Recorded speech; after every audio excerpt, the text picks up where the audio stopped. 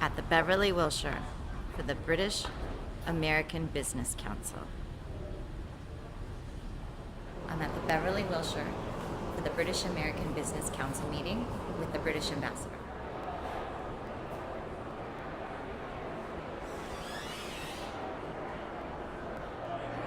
The British American Business Council of Los Angeles. Good morning. My name is James Langridge. I'm a board member with the British American Business Council. We're here today to welcome the Ambassador, Sir Peter Westmacott. It should be a very enjoyable breakfast, and we're very excited to have him and to hear what he has to say. Hi, I'm Dan Pasquini, the head of Press and Public Affairs for the British Consulate General in Los Angeles. And we are in Beverly Hills today for the British Ambassador coming to address the British American Business Council of Los Angeles. He's going to update the members on what's going on in the world and the UK's involvement. And we are really glad that he's here. Looking forward to his remarks. Ambassador Sir Peter Westmacott. Sir Peter became British Ambassador to the United States in January 2012. This is his second posting in Washington, DC, having previously served as the British Embassy's Counsellor for Political and Public Affairs. Having me for the first time to this gathering. I have not been to the Britannia Awards. I'm not quite sure if they're the BAFTA LA or the Britannia Awards or the first, but you will know that much better than me. But it was very exciting because it was a remarkable reminder of just how strong the relationship between the United States and the United Kingdom is in the creative industries, in film, direction, acting, and everything goes with that. And more generally, what it feels to me is that we are in a pretty good place. I touched on the movie industry, but if you look at a number of the other bits of the like soft power relationship, the cultural links, it is the fact that 50,000 American students are studying at British universities at one time each year. Proportionate to the population, we've got about as many students coming here. We put a huge amount of effort into selecting the best and brightest for some of these remarkable scholarship awards. There's the Rhodes Scheme, which we don't run, but nevertheless sends 35 American students to the university every year. There's the Marshall Scheme, which we do, there's the Gates Scholarships, there's the Fulbrights, there's a whole bunch of other intern arrangements. Lots of links which ensure that the best and brightest, both sides of the pond, have an early adult experience of what it's like in the other country. And I was giving that. And that encourages a lot of people to continue to feel that the UK is a place to do business. We've tried to put in place, in addition to policies of fiscal responsibility in getting the deficit down, a bunch of measures to show that we are very much open for business, ever lower corporation tax levels, patent boxes to encourage people to develop their new products and register them in the United Kingdom, more flexible labour markets, more competitiveness, less red tape, a bunch of things which are designed to ensure that the UK is attractive for business. I think that's what standards and qualifications is a good thing all round. It's going to be tough because there are a number of difficult and sensitive sectors, but our economists tell us that if we can make this thing work, and the target is to try to finish it by the end of next year, we should be able to, we ought to be able to add 2% almost of GDP to the economies of each side of the Atlantic. I think it's 450 million Europeans, consumers, 350 or so million here, more prosperous consumers anywhere else in the world. That is a wonderful target. So I think it's the right thing for us to be working on as vigorously as we are. Took over 3 or 4 months ago. He has established a strong working relationship with John Kerry, with whom I think he's met now about 8 times in the past 3 months. We have a new Defence Secretary. Again, that's working well with Chuck Hagel here. And across the board, I think, Attorney General, the Home Secretary, and plenty of other cabinet level relationships which seem to be extremely strong.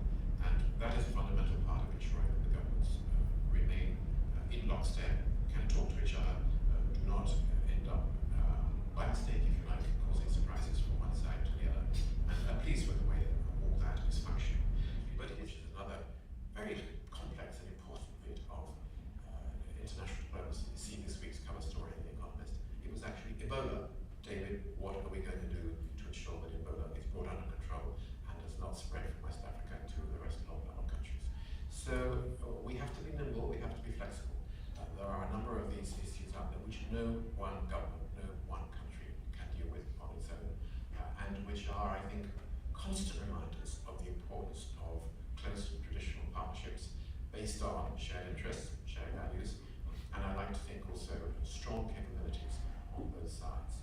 Capabilities, I'll just say one word about that, is to come back to Europe, because I touch on some of the global issues where we have a shared responsibility and a shared agenda, but I was very struck as ambassador to this wonderful country at how the President of the United States, no less, and former Secretary Hillary Clinton, and former President Bill Clinton, all in their different ways thought it was right and helpful and directly relevant to United States interests to make clear that they hoped, first of all, that the United Kingdom would stay together, and that the Scotland referendum was not going to lead to the fragmentation, the disintegration of a close and important ally for a whole bunch of different reasons.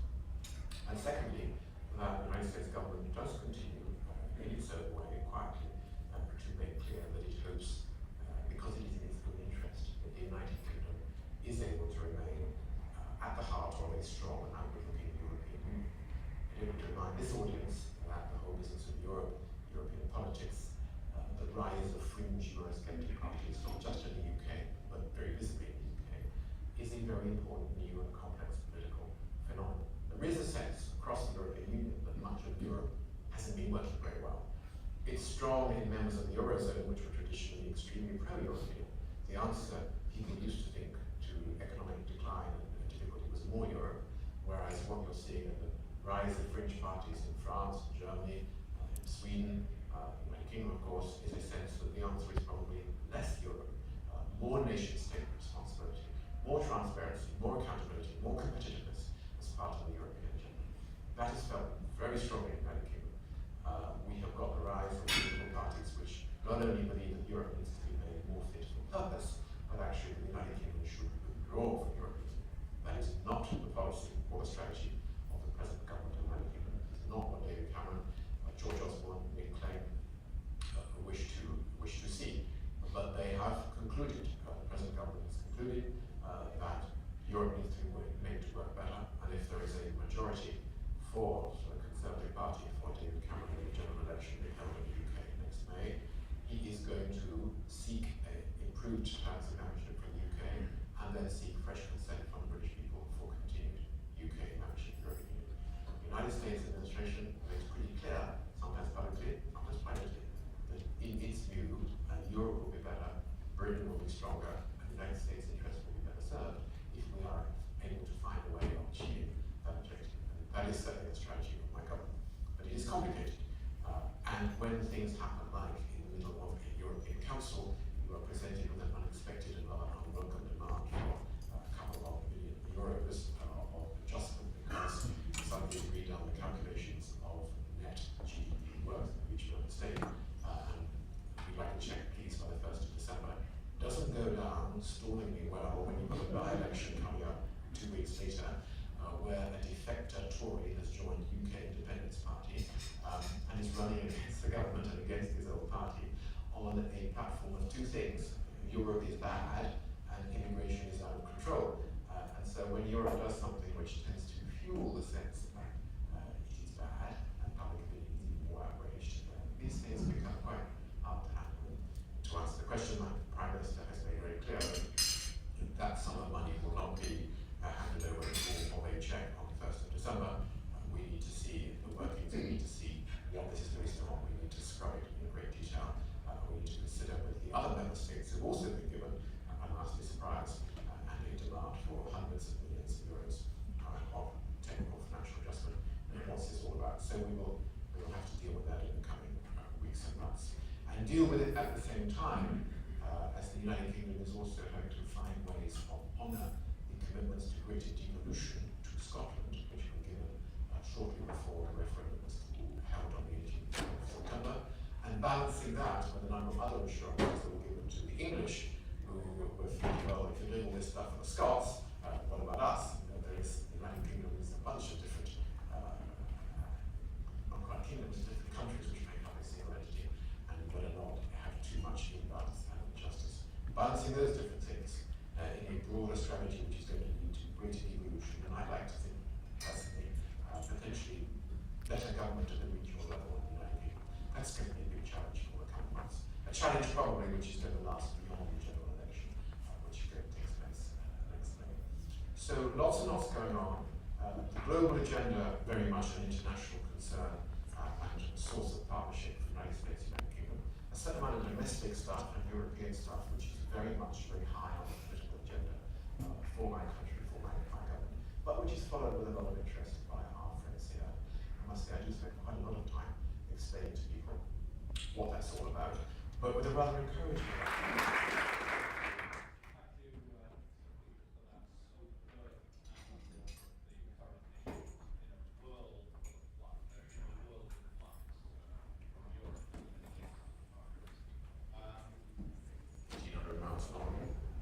countries one after the other, not just you've got Syria, you've got Iraq, you've got Iran, and as you go around you've got Armenia and Russia, you've got there's Greece of course, and there's Azerbaijan. You know, it's a complicated neighborhood, and when you put it mildly, and I was speaking not very long ago to the new Turkish president, President Erdogan, I was going to say Prime Minister, but of course he's now the president, about some of these issues. And I said, look, I know it's difficult when you've got a 500-kilometer border, and he immediately interrupted me and said, no, 1,400, if you take both countries. So when you're next door, and when you've got a border that is very, very hard to police, and when you also had, for the last 3 decades, a terrorist campaign run by Kurds in your own country, the PKK, and much of what you're dealing with now in northern Syria, at least, is about Syrian Kurds who are closely affiliated with those terrorist groups. It's quite complicated. Turkey has, in the last decade or so, actually come a very long way in terms of accepting that Kurds have their own rights to autonomy and their own culture and their own identity and so on. For a long time, this was not something which the traditional Turkish Republic was comfortable with. They have a very strong, thriving business and political relationship with the autonomous Kurdish region in northern Iraq, and that goes very well. They are very nervous about what they think could be terrorist activity on behalf of Kurdish groups in northern Syria next door.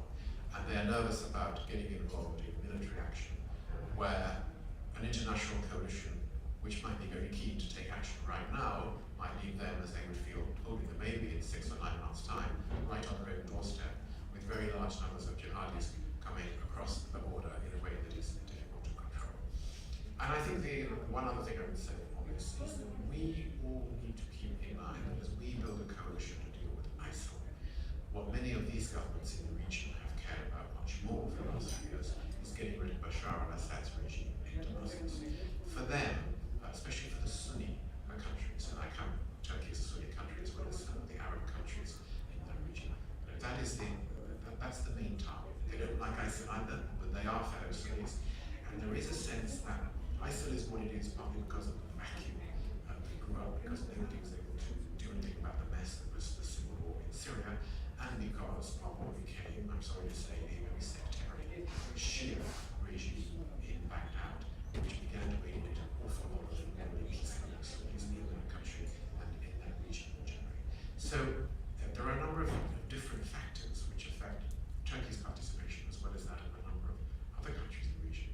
We have to think it through, we have to see it from their perspective, but at the same time engage with them so that they do play a constructive role to the extent that they can.